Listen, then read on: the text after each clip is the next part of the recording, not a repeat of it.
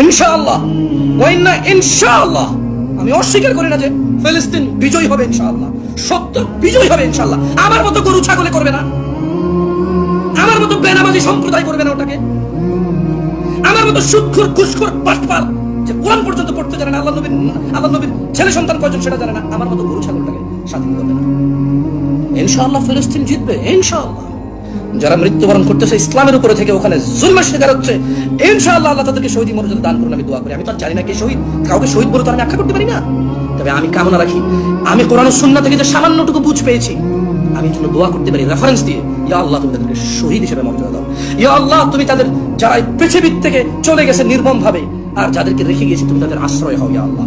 আমি জানি ফিলিস্তিন ইনশাআল্লাহ বিজয় হবে, তবে গরু ছাগলরা বিজয় করবে না, গরু ছাগলরা বিজয় করবে না, বেনামাজি সম্প্রদায় বিজয় করবে না, কোরআন তেলাওয়াত করতে জানে না এমন সম্প্রদায়টাকে বিজয় করবে না, যে মা বাপ তার ছেলে সন্তানকে কোরআন শিখায় না এমন বাপেরা যায় বিজয় করবে না, যে সন্তানরা সব বুঝে শুধু ইসলাম বোঝে না এমন সন্তানরা যায় বিজয় করবে না। ইনশাআল্লাহ বিজয় করবে কারা? ইসলামের বীর পুরুষরা।